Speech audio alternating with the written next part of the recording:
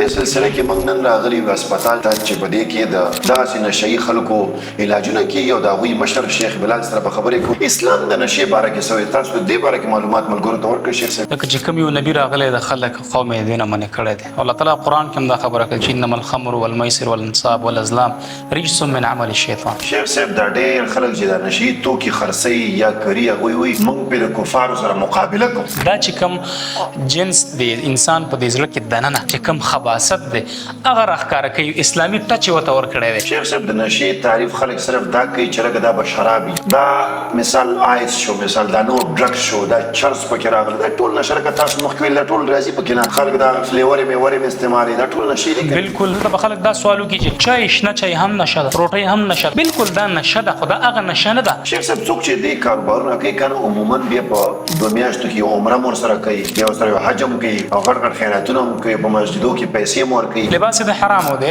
شنومای په حرامه باندې شوې ده، ګټي خوري دا د حرام. الله په دې سره دعا څنګه قبولوي؟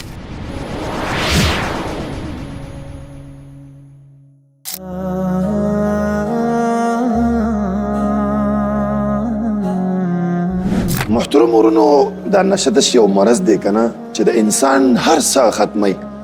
دا ورور موږ سره ولاړ دی، دوی BS کامرس کړی دی که نه، دا په دنیایي سطح باندې یو های ایجوکیشن دی. خو زمونږ خپله غلطي وه، د مشرانو منلې نه وه او د داسې غلطو ملګرو په صحبت کې ناست و چې د هغې په وجه باندې مونږ د دې نشې شکار شو.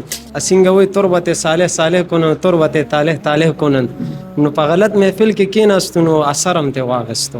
محترم ورونو، تاسو د نبي علیه السلام هغه حدیث ځان ته یاد کړئ، هغه وایي چې د ښه ملګري داسې مثال دی لکه عطر چې خرڅوي او د بد ملګري لکه هنګر. او دا ملګری هم باعث دا شو. Your advice to the people is that don't fall into drugs. It's not good for your health.